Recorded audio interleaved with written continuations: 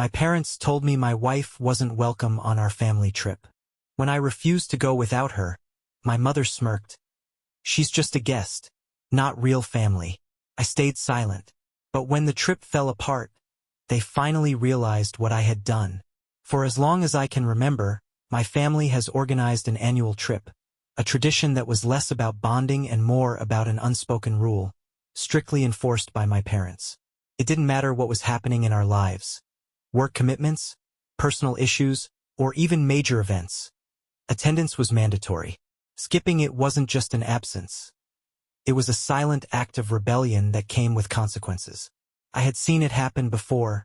Relatives who missed the trip, even for valid reasons, slowly became outsiders in the family. Invitations to gatherings became rare, conversations turned cold, and eventually, they faded into the background. This year's trip carried even more weight. It was my father's 50th birthday celebration. My parents had been meticulously planning every detail, making sure the guest list included everyone important. Being there wasn't just expected, it was a statement of loyalty.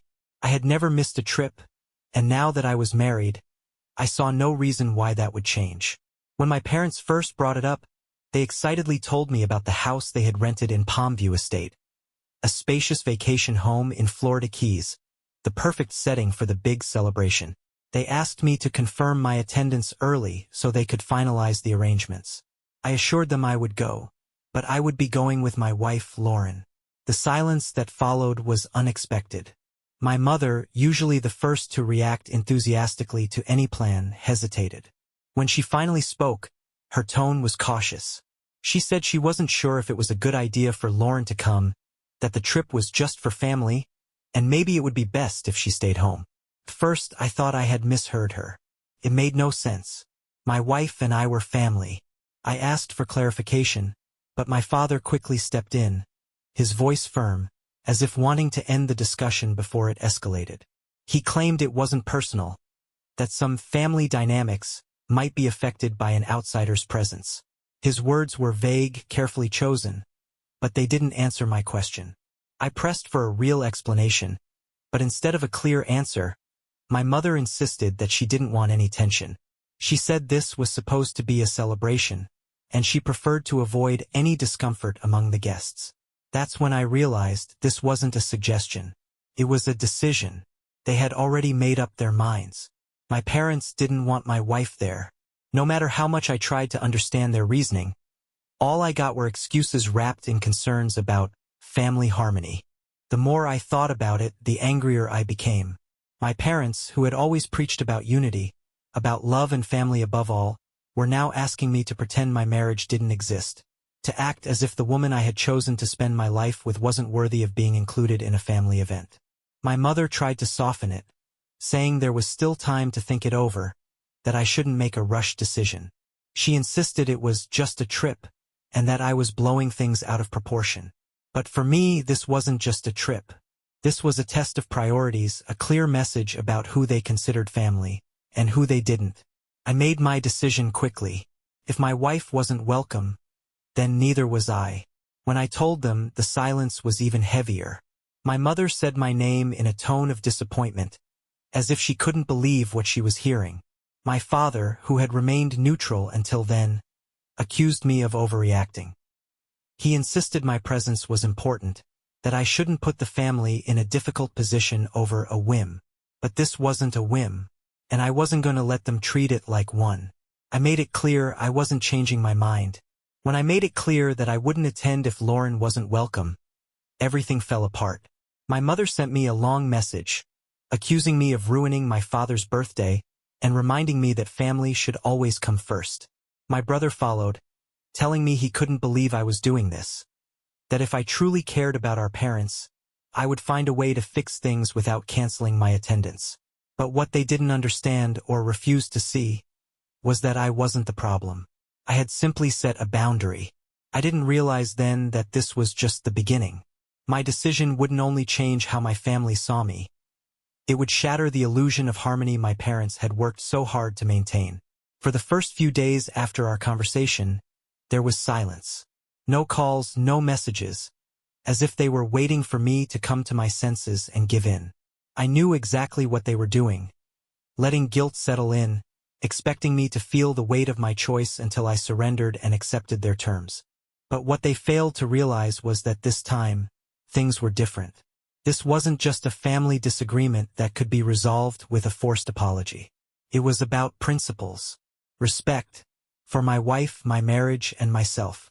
The silence didn't last long. My aunt, Catherine, was the first to reach out. Her voice was laced with fake concern, but I could tell it was an attempt to manipulate me. She said she was sad I wouldn't be at the trip, that this was all just a misunderstanding, and that no one wanted to exclude Lauren. According to her, my parents were only trying to avoid conflict, to keep the peace, and ensure everything went smoothly. But what unsettled me most was her excuse for their decision. She claimed it wasn't that they didn't like Lauren, just that some family members might feel uncomfortable with her there, and for that reason it was best if she didn't come. That answer only fueled my anger. I asked her straight out, who exactly felt uncomfortable? There was a pause. She clearly hadn't expected the question. Then she mumbled something vague, saying it wasn't about who had said what, but about avoiding unnecessary tension. That confirmed what I had already suspected. This wasn't about the whole family. It wasn't a shared concern. There was one person or a few who had a problem with my wife, and instead of defending her, my parents had chosen to side with them. I responded firmly. If family truly mattered, they shouldn't be dividing us with arbitrary exclusions. If someone had an issue with Lauren, the solution wasn't to push her away. It was to address it like adults. Catherine sighed and told me I was being stubborn, that sometimes it was better to let things go for the sake of peace. I thanked her for calling but made it crystal clear, I wasn't changing my decision. That night, my mother sent another message even longer than before. This time, she didn't hold back. She accused me of choosing my wife over my family, of refusing to listen, of being the one causing a division. She insisted they were only doing what was best for everyone. I didn't reply. By then, I knew reasoning with them was pointless. They weren't interested in listening, they just wanted me to back down. The next morning, my brother texted me again, but his tone was different. Less aggressive, more strategic. He told me he had spoken to our parents, and while they weren't happy with my decision, there was still time to fix things. He suggested I reconsider, attend the trip, let the celebration happen, and then we could talk about Lauren afterward. In other words, he wanted me to pretend none of this had happened. To show up, act like everything was fine, and deal with the issue at some vague point in the future. But I wasn't going to play along. That was the moment I realized. They didn't care about my feelings or what Lauren was going through. All they wanted was to avoid a scandal, to make sure my absence wouldn't turn into an awkward topic of conversation. They just wanted the celebration to go on smoothly, without disruption. I wasn't going to give them that satisfaction. I simply replied, no. No explanations. No unnecessary justifications. There was no point in dragging out the conversation. My answer wasn't going to change. After that, communication with my family became sparse, but every message I received carried an underlying attempt to manipulate me. First, my mother insisted I was making an impulsive decision and that I still had time to change my mind. Then, Catherine reached out again, warning me that I'd regret distancing myself over something so small. Finally, my brother sent one last message, not outright threatening me, but making it clear. If I didn't back down, our relationship would never be the same. By then, I was certain there was no turning back. But what none of us realized at the time was that this conflict was about to escalate in ways we never expected. Update 2. The silence that followed my refusal felt like a temporary truce. But I knew better. My family never let things go, especially when something threatened the fragile illusion of unity they worked so hard to maintain. Days passed without messages or calls. On the surface, everything seemed calm, but deep down, I had a nagging feeling that something else was happening behind the scenes. The way my mother had insisted, the way my brother had tried to negotiate, the way my aunt had carefully chosen her words. It all pointed to a hidden reason behind their decision to exclude Lauren. That suspicion was confirmed when I got an unexpected call from Andrew, one of my cousins. We had never been particularly close, but we got along well enough. Unlike the others, He didn't sound condescending like my mother or passive-aggressive like my brother. He sounded uncomfortable, as if debating whether to tell me what he knew. After a brief pause, he finally admitted the truth. It wasn't some family members who had a problem with Lauren. It wasn't about family dynamics or avoiding discomfort. It was one person, Jessica, my brother's wife. At first, I wanted to believe it was a misunderstanding, but the more Andrew explained, the more everything made sense. He told me Jessica had opposed Lauren's presence from the start, going directly to my parents and making it clear she didn't want her there. Instead of shutting her down and reminding her that she had no right to decide who was part of the family, my parents had listened. And at some point, they had chosen to take her side. Her hostility toward Lauren wasn't new. It had been building for years. Andrew reminded me of little moments I had overlooked. How Jessica had made snide remarks about Lauren's outfits at family events. How she had accused her of trying to outshine others at gatherings. How she had once scoffed at her presence during Christmas, implying that Lauren always wanted to be the center of attention. But the worst part wasn't the things she had said in the past. It was what she had done recently. Andrew told me that in a conversation not long ago, Jessica had outright declared that if Lauren was going, she wouldn't be attending. And instead of pushing back, my parents caved. They had chosen to sacrifice Lauren to keep Jessica happy. A wave of anger surged through me. I couldn't believe how absurd this was. Jessica, someone with no authority over our family, had manipulated my parents to the point where they were willing to exclude my wife from the trip. And instead of standing up for what was right, they had surrendered to her demands. For a moment I said nothing. I felt a mix of rage and disappointment deeper than anything I had felt before. This wasn't just about the trip anymore. It was about betrayal. At this point, it wasn't just about the trip. It wasn't about whether we went or not. It was about the fact that my own parents had decided my wife was disposable, that keeping Jessica happy was more important than respecting my marriage. When I finally spoke, my voice was colder than I expected. I thanked Andrew for telling me the truth, but I made one thing clear. If they thought I was just going to accept this, they were wrong. After hanging up, I sat in silence, trying to process everything. I thought about all the times Jessica had subtly undermined Lauren, how she had turned every gathering into some petty competition, and how my brother had never once intervened. I thought about my parents, how they had ignored what was right, choosing to appease someone toxic instead of standing their ground. I wasn't going to let this go. If they were willing to show me where their priorities lay, then I would show them mine. And this time, there would be no turning back. Update 3. The days that followed Andrew's revelation were filled with quiet anger that only strengthened my resolve. I couldn't let my family think they could make such a cruel decision without facing consequences. For years, they had preached about unity, about loyalty, but now it was clear, those values only applied when it suited them. They had chosen to prioritize Jessica, someone who was nothing more than my brother's wife, over me and my marriage. I cut off all contact. If they didn't feel the need to offer me an honest explanation, then I had no interest in speaking to them. Lauren, though she didn't say it outright, felt the tension too. I hadn't told her everything. I didn't want to hurt her more than she already was. But she knew something deeper was going on. She didn't press me, maybe because she knew the truth would come out eventually. The breaking point came when I received an unexpected call from my mother. Until that moment, I had thought maybe, just maybe, they would make a real attempt to fix things. That they would at least try to reason with me in a way that made sense. But the moment she started talking, I knew the real reason she was reaching out. She spoke in a calm, almost casual tone, as if nothing had happened. She said she hoped I had taken time to think things through, that I would realize this whole situation had gotten out of control.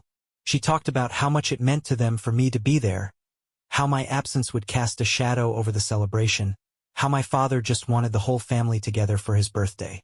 For a moment, I almost felt something, a glimpse of the connection we once had. But that feeling vanished as soon as she said what she really wanted to say.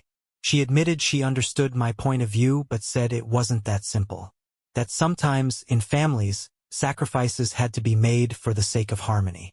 Her words were carefully chosen to make me feel like I was the one being unreasonable, like I was the one blowing things out of proportion. Then she made her offer. She suggested I come to the trip anyway, put everything aside for now, and when I returned we could talk about it calmly. As if this was just a misunderstanding. As if it could all be resolved with a simple conversation. I listened in silence, giving her no indication of what I was thinking. When she finally paused, waiting for me to respond, I decided I wasn't holding back anymore. I asked her if she really thought I didn't know the truth. If she and my father really believed they could hide what had happened and manipulate me into thinking Lauren simply didn't fit in. The shift in her tone was instant. Before she could respond, I pressed on. I told her I knew Jessica was the one who had demanded Lauren be excluded. That instead of telling her she had no right to make that decision, they had chosen to go along with it. Then I asked the question that had been burning inside me. If Jessica had threatened not to come, why hadn't she been the one left out? Why was her presence more important than the woman I had chosen to spend my life with? I didn't expect her to admit it, but she did, in the most cowardly way possible. She said it wasn't that simple, that they hadn't wanted to cause more conflict, that things with my brother and Jessica were complicated, and they didn't want the trip to turn into a battle. She tried to justify it as a way to avoid more problems. But she didn't understand. They had already created one. I told my mother that by making their choice, they had made their loyalties clear. I calmly stated that I had made the right decision by refusing to go. If they wanted to run the family under arbitrary rules, they needed to be ready for the consequences. If Lauren wasn't family to them, then neither was I. I hung up before she could respond. Less than an hour later, the news spread. To my surprise, my grandmother, one of the few family members who had always remained neutral, took a stand. She was the matriarch, the one who held everyone together, and when she found out what had happened, she was furious. She called my parents and told them their behavior was disgraceful. Excluding Lauren over Jessica's demands was unacceptable. But she didn't stop there. As a form of protest, she canceled her attendance at the trip. That was the breaking point. Her decision set off a chain reaction. Other relatives started questioning what was going on, and one by one, some of them backed out as well. My parents had tried to handle this quietly, expecting me to accept their decision without making waves. But now, they weren't just dealing with my absence. They were losing more and more guests as word spread. The trip that was supposed to be a grand family celebration was now overshadowed by tension and conflict. And all I had to do was tell the truth at the right moment. Update 4. The chaos that followed was beyond anything I had anticipated. For years, my parents had maintained the illusion of unity, pretending that any issues in the family were handled peacefully. But with the truth out in the open, and my grandmother leading what was essentially a rebellion, their carefully constructed facade crumbled. What had started as a conflict between my parents and me had grown into something much bigger. My absence from the trip was no longer a minor inconvenience. It became a symbol of the family's deeper fractures. People had always suspected my parents favored my brother and Jessica, but now they had undeniable proof. As the days passed, the fallout from their choices became more apparent. My grandmother's public disapproval made it clear this wasn't just about me. It was a matter of principle. Several uncles and cousins began reconsidering their attendance, realizing they didn't want to be part of something so blatantly unfair. Some even reached out to me directly, asking if the rumors were true.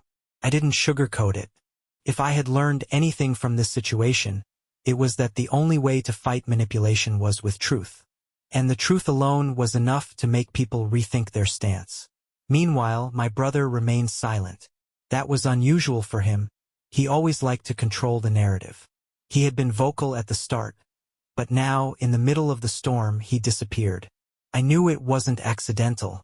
He was likely waiting for everything to settle, hoping to avoid accountability.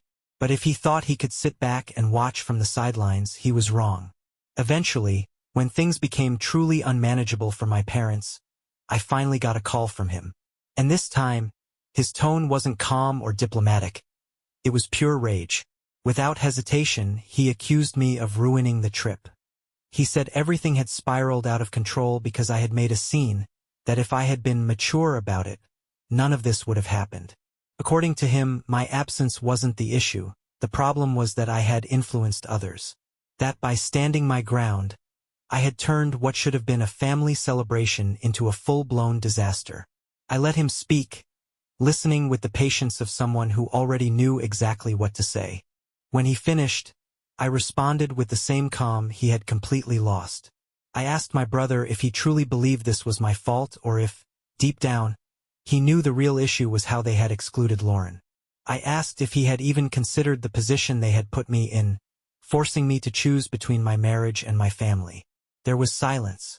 For a moment I thought he might admit it, but instead, he clung to his argument, saying I was overreacting and should have handled things more intelligently without causing a scene. I laughed. A cold, humorless laugh. Even after everything, he had the audacity to make me feel like the guilty one. I made it clear this was his problem, not mine. If the trip was ruined, it was because he and Jessica had manipulated our parents.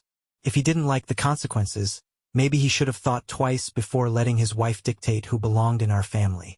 He tried to downplay everything, insisting that we're still family, and I should just move on. That was when I knew none of them had ever truly cared about fixing this. They only wanted to preserve their illusion of control. The next call came from my mother, but this time she sounded different. No more guilt trips, no more superiority. She sounded exhausted. She said she didn't want to fight anymore, that things had gotten out of hand, that my father was hurt by how everything had turned out. She insisted they had never meant to make Lauren feel unwelcome, that they were only trying to prevent conflict. I answered with calm, unwavering firmness. If they truly wanted to fix things, they needed to take responsibility. What hurt me the most wasn't just that they had sided with Jessica. It was that even after everything, they still showed no real remorse. Her response was weak, an attempt to minimize it all. She muttered that she understood how I felt but that, in the end, family should always come first. And that was exactly the problem. My mother insisted that everyone makes mistakes and that we should move forward. She still believed time would erase everything and things would return to normal. I knew then this conversation was pointless. I told her the only way to rebuild trust was for them to acknowledge the harm they had caused and, more importantly, apologize directly to Lauren. This wasn't just about me. It was about their blatant disrespect toward my wife. If they wanted to prove they had learned something, they had to start by making things right with her. Silence. Then, finally, she admitted she would think about it and talk to my father. I simply told her my stance wouldn't change. And I hung up. A strange calm followed. Lauren saw the tension in my face and asked what had happened. So I told her everything. How Jessica had been behind it all. How my parents had chosen to exclude her just to appease my brother's wife. Her face shifted from surprise to sadness, then resignation. She said she had always suspected Jessica didn't like her but never imagined she'd go so far. Then she took my hand and said something I'll never forget. She was grateful, not because my family accepted her, but because I had stood by her. That was all I needed to hear. Days later, my mother sent a message. She and my father wanted to talk to Lauren. No excuses, no explanations, just a request. I don't know if I'll ever trust them again. But I do know one thing: if they want reconciliation, they need to prove they've changed. Otherwise, this distance will be permanent.